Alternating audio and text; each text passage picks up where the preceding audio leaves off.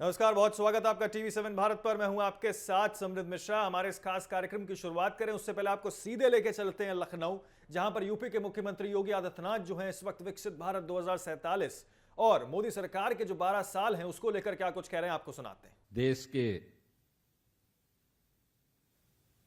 यशस्वी प्रधानमंत्री श्री नरेंद्र मोदी जी के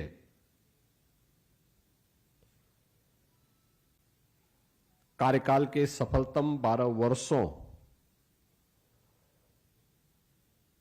की आज की इस यात्रा को आपने इस लघु वीडियो फिल्म के माध्यम से उसकी एक झलक देखी है।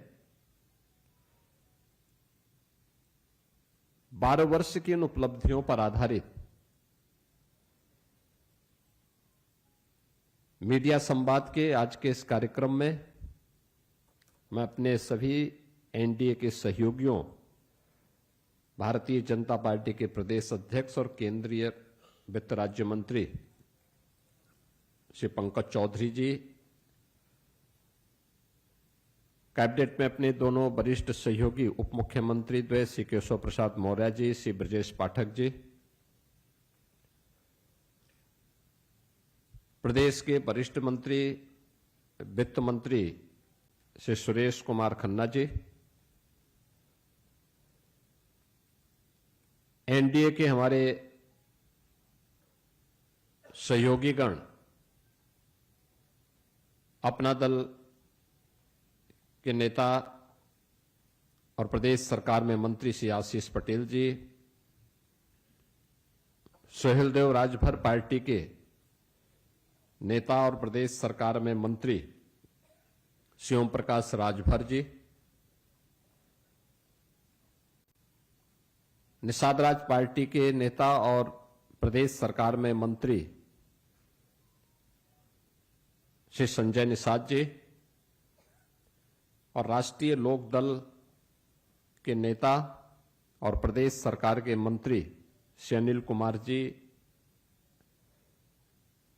और भारतीय जनता पार्टी के प्रदेश में इस अभियान के प्रमुख विधान परिषद सदस्य श्री मानवेंद्र सिंह जी, और पूरी टीम की ओर से मैं आप सबका सबसे पहले मीडिया संवाद के कार्यक्रम में स्वागत करता हूं। पूरे देश ने, पूरी दुनिया ने अभी 10 जून को प्रधानमंत्री मोदी जी के एक निर्वाचित प्रधानमंत्री के रूप में भारत में सबसे लंबे समय से प्रधानमंत्री के रूप में काम करने और सफलतम यात्रा का एक उत्सव एनडीए ने दिल्ली में आयोजित किया। इस अवसर पर आप सब ने देखा होगा, दुनिया के सभी प्रमुख राष्ट्राध्यक्षों ने प्रधानमंत्री जी के प्रति, उनके कार्यप्रणाली के प्रति और उनके दूरदर्शी नेतृत्व में भारत की इस विकास यात्रा पर अपनी बधाई और शुभकामनाएं भी प्रधानमंत्री जी के प्रति भी और पूरे देश के प्रति भी व्यक्त की। वास्तव में जब देश के सामने कोई ऐसा लोकप्रिय, चमत्कारिक, दूरदर्शी सोच का नेता किसी देश को मिलता है तो परिणाम आने में देर नहीं लगते।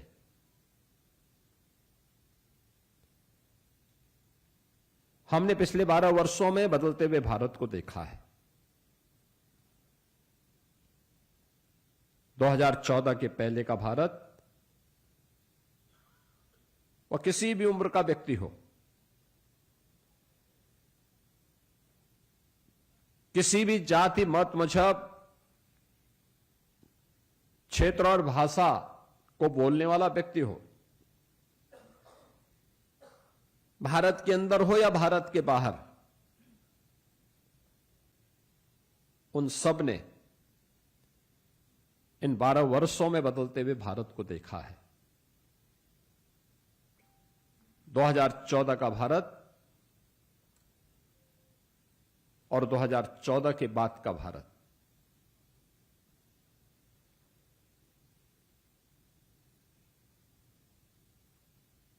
और आज की पीढ़ी इस बात पर गौरव की अनुभूति कर सकती है कि हम उस नए भारत के नागरिक हैं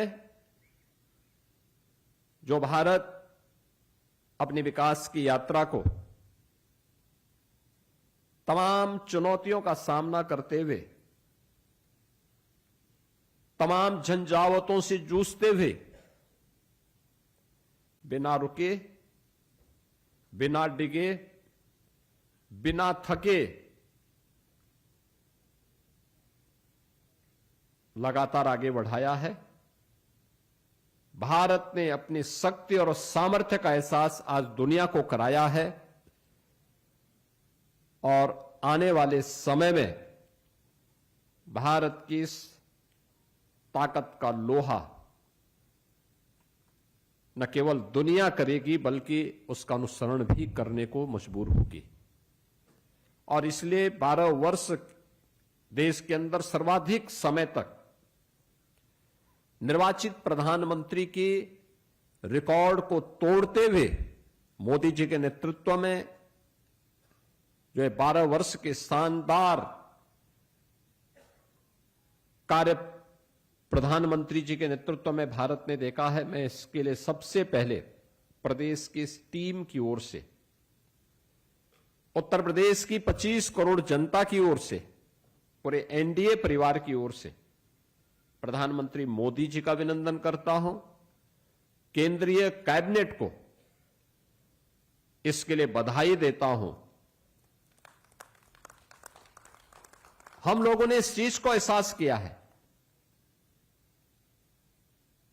कि इन 12 वर्षों में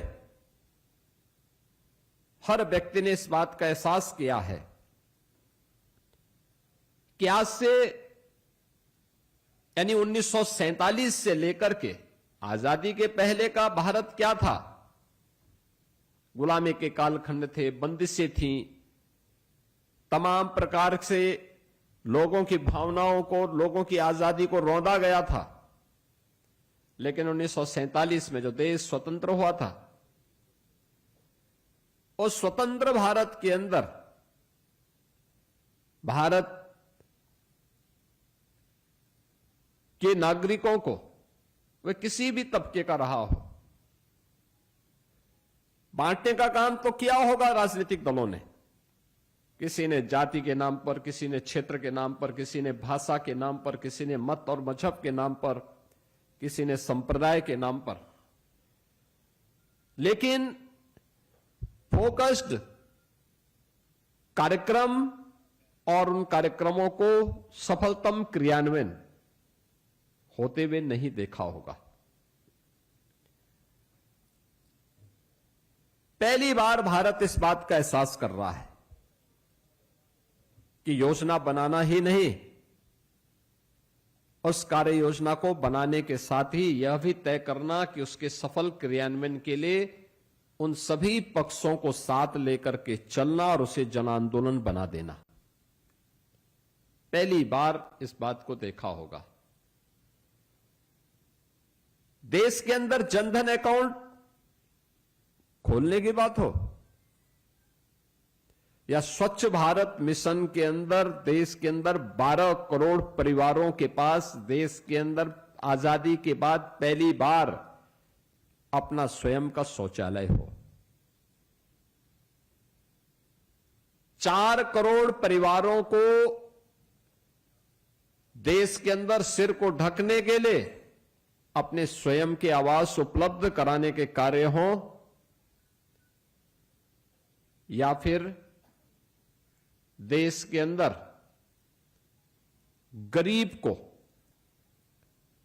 जो हॉस्पिटल में, महंगे हॉस्पिटल में उपचार की सामर्थ्य नहीं रखता है, उसको 5 लाख रुपए की स्वास्थ्य बीमा का कवर देकर के प्रधानमंत्री आयुष्मान भारत से बिना किसी सिफारिश के उसको कवर करने का की योजना। नए उद्यमियों के लिए प्रधानमंत्री मुद्रा योजना हो, महिला अनुसूचित जाति जनजाति के लिए प्रधानमंत्री स्टैंड अप की योजना, युवाओं के लिए स्टार्टअप की योजना हो, या भ्रष्टाचार मुक्त व्यवस्था के लिए डिजिटल इंडिया और भारत की व्यवस्था में टेक्नोलॉजी का उपयोग करते हुए एक व्यापक परिवर्तन की रणनीति के साथ, एक नई पहचान के साथ भारत को आगे बढ़ाना, ये सभी हमने इन 12 वर्षों में सफलतापूर्वक क्रियान्वित होते हुए देखा है। और अगर मैं कहूं, ये 12 वर्ष आस्था और आर्थिकी के भी एक बृहद संगम के रूप में पूरे देश ने देखा है।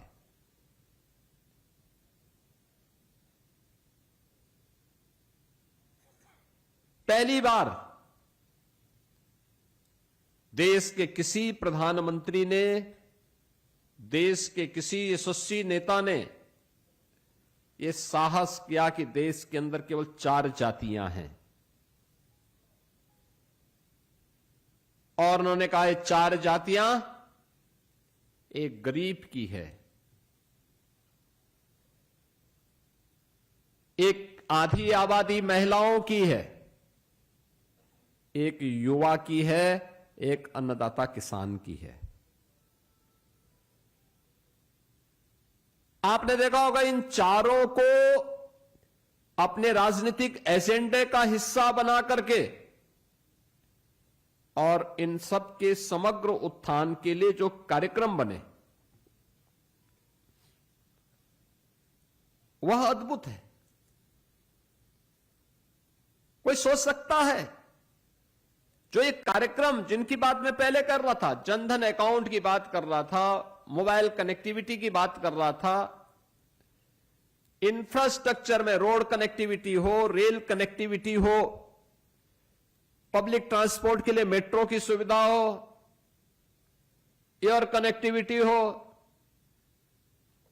या ये जितनी भी सुविधाएं उपलब्ध करवाई गई, इन सब के साथ एक गरीब के जीवन में परिवर्तन करने के लिए क्या चाहिए, कैसे उसका सस्टेनेबल विकास हो सके, केवल रेवड़ी संस्कृति नहीं, एक सस्टेनेबल विकास का मॉडल, जिससे उसके जीवन स्तर में वो जीवन भर गरीब न रहे बल्कि उसके जीवन स्तर में परिवर्तन हो। यह पहली बार देखने को मिला जब स्वतंत्र भारत ने, अनुमान करिए, जब मोदी जी ने देश के अंदर सत्ता की बागडोर संभाली थी, तब देश के अंदर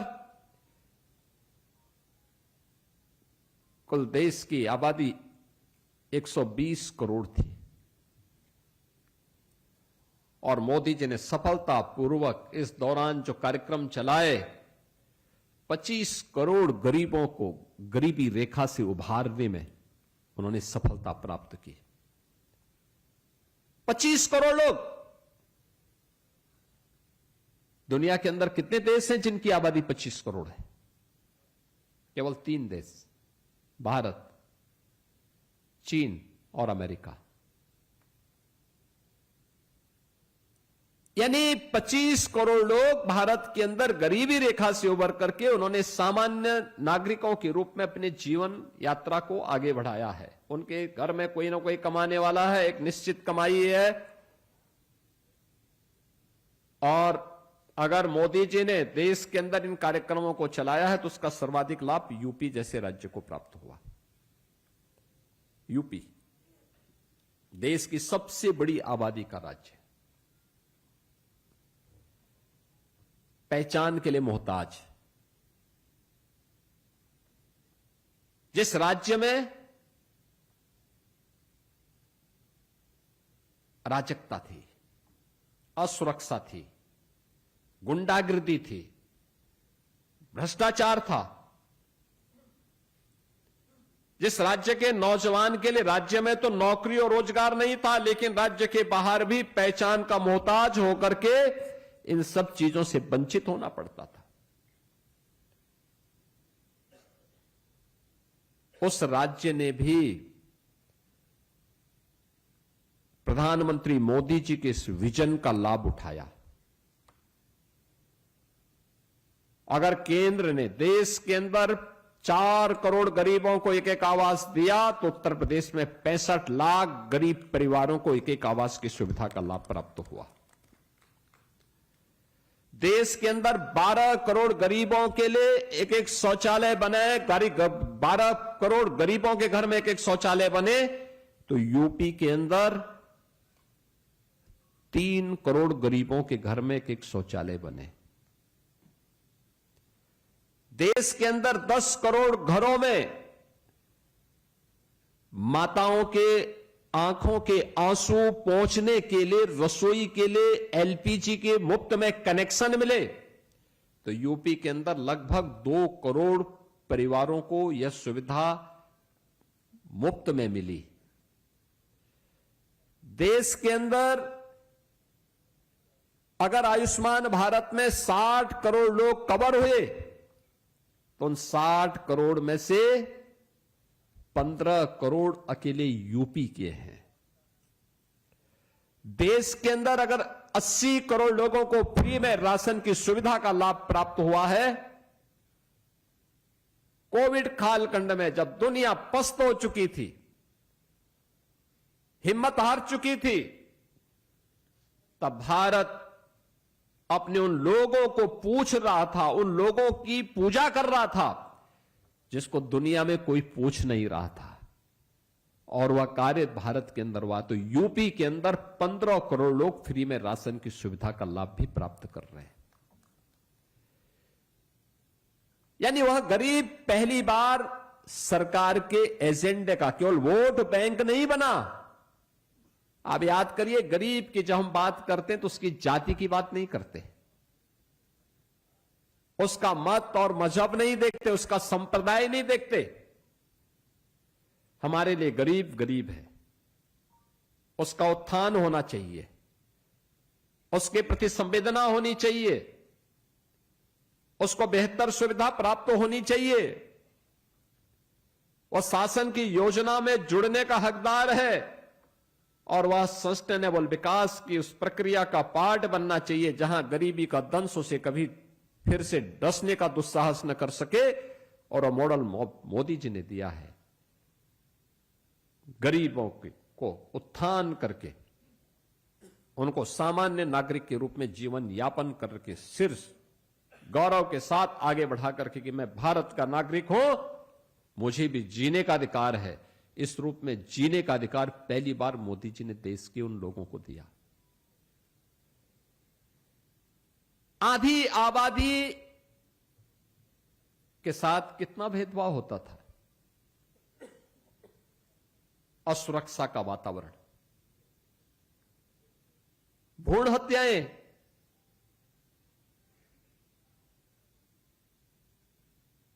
नौकरियों में कहीं कोई सुविधा नहीं,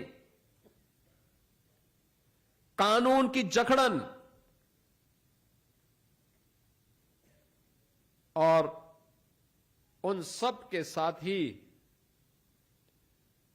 तमाम प्रकार की बंदिशों के कारण जो स्थितियां पैदा हुई।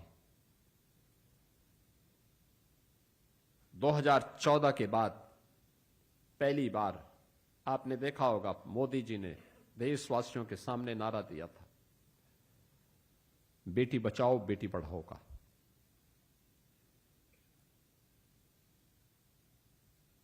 उस समय उन्होंने अनेक योजनाओं का शुभारंभ किया, मातृवंदना की योजना प्रारंभ की, संस्थागत प्रसव हो और मातृ मृत्यु दर को और शिशु मृत्यु दर को न्यूनतम स्थिति में लाया जा सके, बेटी के जन्म लेने से लेकर के उसके स्नातक तक की पढ़ाई की सुविधा उपलब्ध हो सके। ये सभी कार्यक्रम देश भर में लागू किए गए और आज मातृ वंदना की योजना और बेटी बचाओ बेटी पढ़ाओ से लेकर के देश की अलग अलग सेवाओं में, चाहे वह भारत की आर्मी हो, स्पेस टेक्नोलॉजी हो, भारत के उद्योग हो, भारत के किसी भी अन्य संस्थान में उस बेटी को बेहतरीन प्लेसमेंट की सुविधा है, उनके लिए आरक्षण की व्यवस्था भी है और नारी बंधन अधिनियम के माध्यम से अब वह केवल वहीं तक सीमित नहीं रहेगी बल्कि भारत की व्यवस्था का पार्ट बनकर के भारत के कानून बनाने का काम भी करेगी। नारी शक्ति वंदन अधिनियम के माध्यम से अधिकार भी भारत की संसद के माध्यम से प्रधानमंत्री मोदी जी ने भारत की बेटियों को, भारत की माताओं को उपलब्ध करवाने का काम किया। प्रधानमंत्री मोदी जी के इसी दूरदर्शी सोच को ध्यान में रख करके, चाहे वह महिला स्वयंसेवी समूह के माध्यम से किए गए कार्य हों,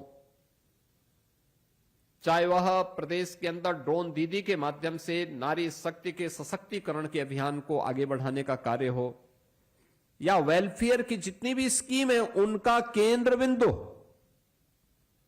याद रखना एक नारी है। एक नारी, एक शौचालय बन रहा है, स्वच्छ भारत मिशन का हिस्सा तो है ही, नारी गरिमा का प्रतीक भी है और नारी गरिमा का प्रतीक भी है। उत्तर प्रदेश में अगर हम बेसिक शिक्षा परिषद में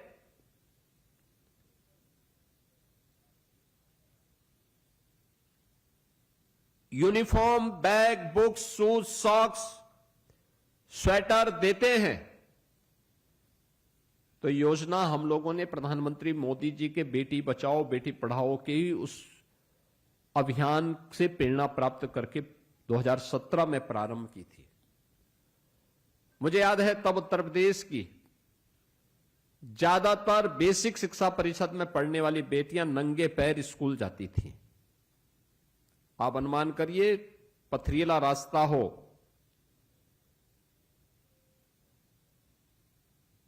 भीषण सर्दी या गर्मी हो,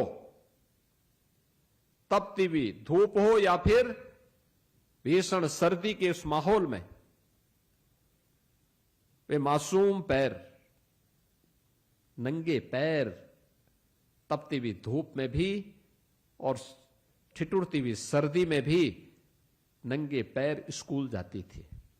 तब हम लोगों ने तय किया था कि बेसिक शिक्षा परिषद में पढ़ने वाले हर बच्चे को हम लोग, अब बालक हो या बालिका, बिना भेदभाव के यूनिफॉर्म भी देंगे, जूता मोजा भी देंगे, स्वेटर भी उपलब्ध करवाएंगे। स्कूल में ड्रॉप आउट रेट को कम करने के लिए पेयजल भी उपलब्ध करवाएंगे और टॉयलेट भी उपलब्ध करवाएंगे बालक और बालिकाओं के लिए। और मुझे प्रसन्नता है कि आज हमने शिशुरेशन के लक्ष्य को प्राप्त किया है।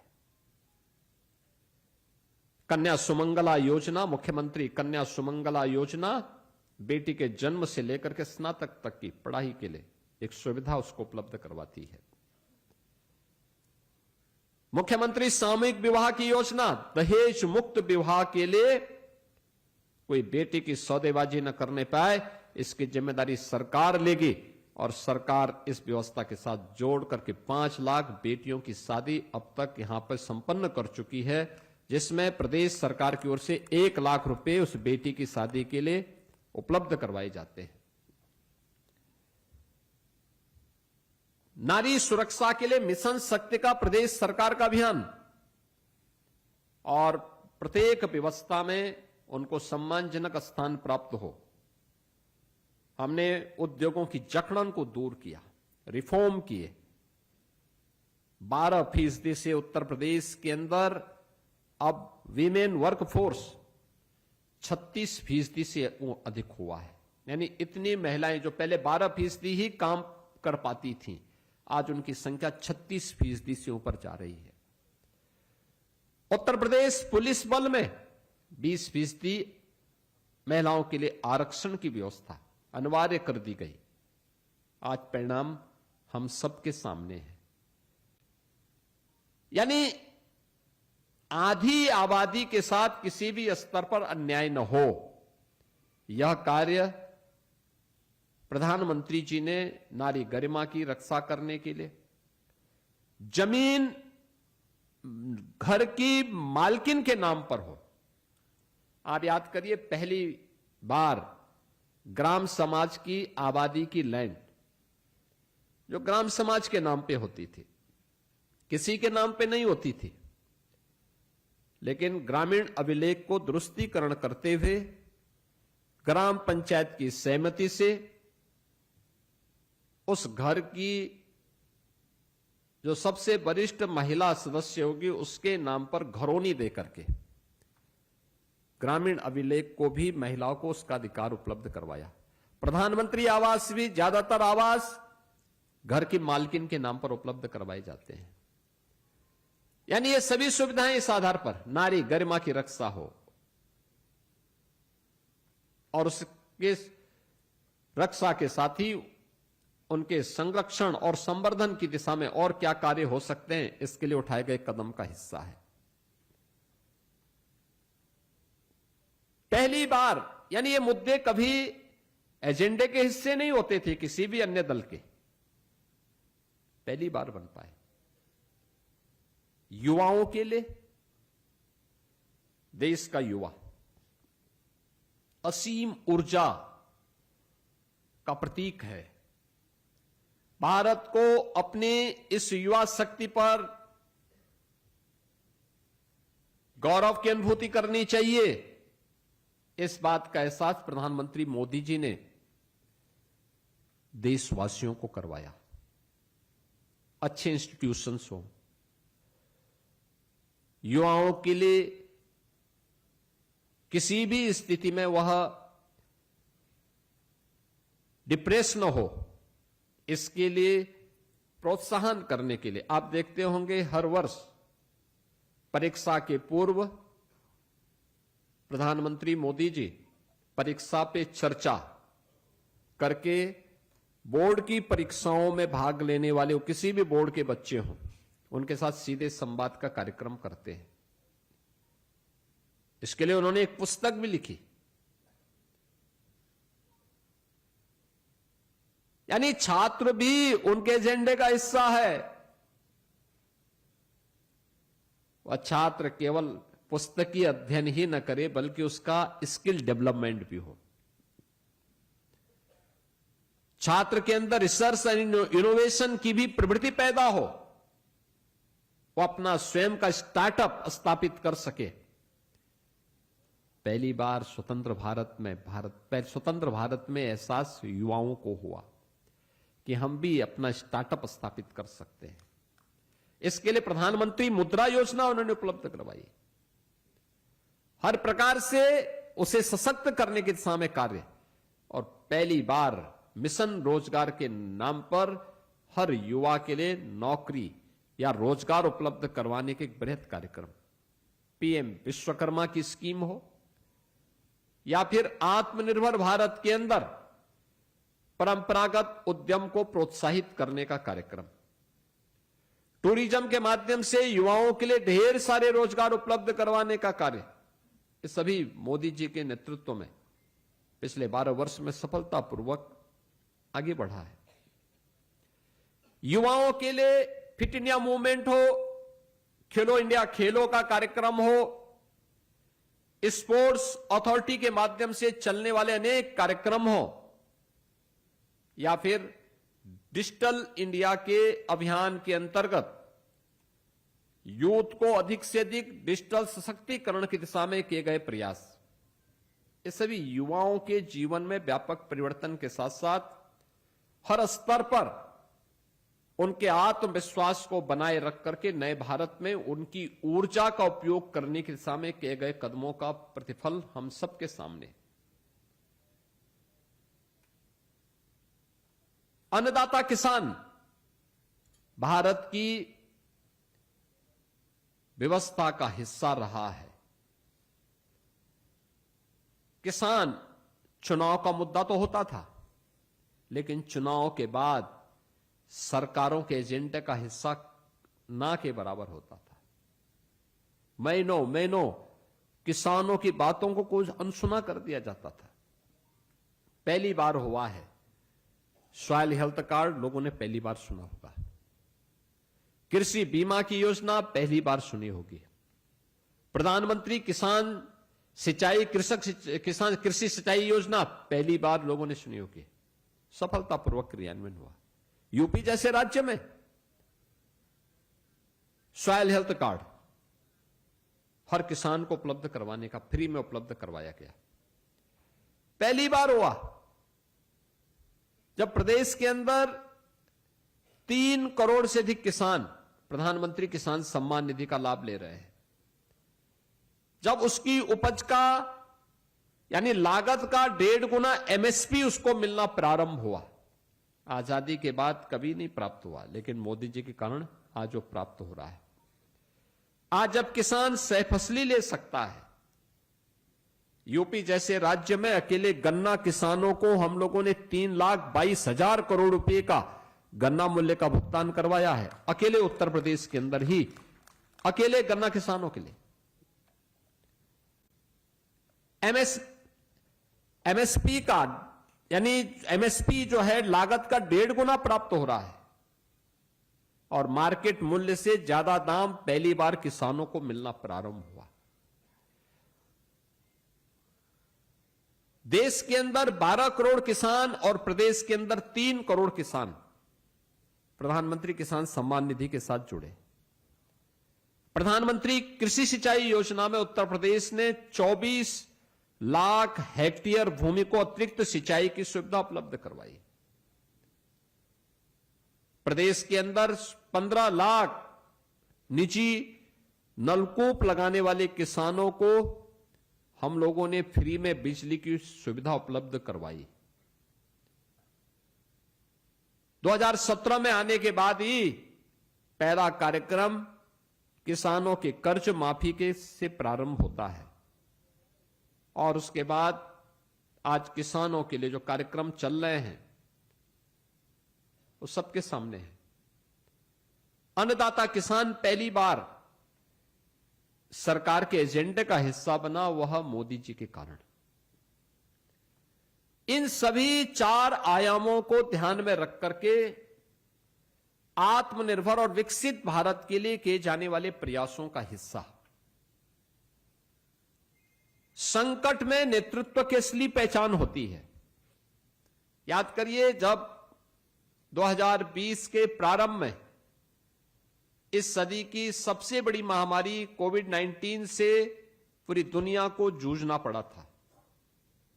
विकसित देश इस महामारी के सामने पस्त हो चुके थे। अकेला भारत था जो 140 करोड़ की आबादी को ध्यान में रख करके अपने कार्यक्रमों को चला रहा था।